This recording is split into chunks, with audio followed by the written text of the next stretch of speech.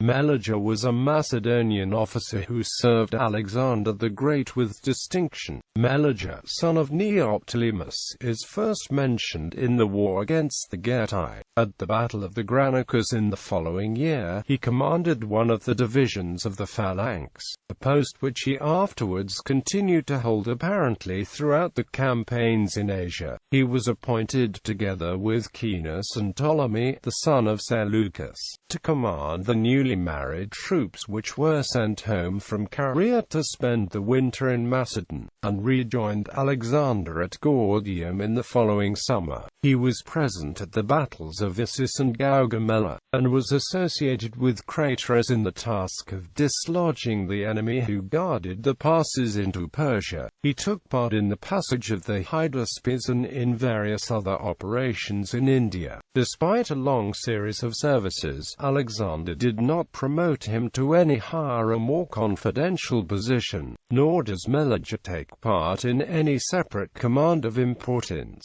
After the death of Alexander, he was the first to propose in the Council of Officers that either Aridaeus or Heracles, the son of Barcine, should at once be chosen as king, rather than waiting to see if the pregnant Roxana would bear a son. The Roman historian Granicus states that Meleager broke out into violent invectives against the ambition of Perdiccas and then abruptly quit the assembly in order to encourage the soldiery to express their opposition against Perdiccas. The Greek historian Diodorus states that Meleager was sent by the assembled generals to appease the clamors and discontent of the troops, but instead of doing so, he joined the mutineers. Meleager assumed the leadership of the opposition to Perdiccas and his party and placed himself at the head of the infantry, who had declared themselves in favor of the claims of Aridaeus to the vacant throne. Meleager ordered the execution of Perdiccas, but the implementation of this instruction was nullified by the boldness of the regent. The greater part of the cavalry, together with almost all the generals, sided with Perdiccas, and quitting Babylon, established themselves in a separate camp outside the walls of the city. A reconciliation between both sides was achieved principally thanks to the intervention of Eumenes,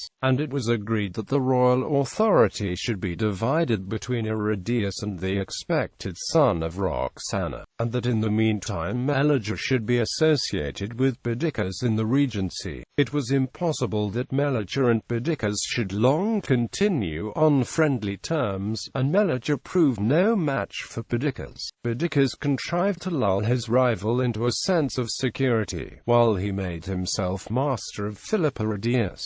Then he struck the first blow. The whole army was assembled under the pretense of a general review. Then the king, at the instigation of Perdiccas, suddenly demanded the surrender and punishment of all the leaders of the recent disorders. The infantry were taken by surprise, with 300 of the alleged mutineers being singled out and executed. Although Meleager was not personally attacked, he fled and took refuge in a temple, where he was pursued and put to death on the orders of Perdiccas.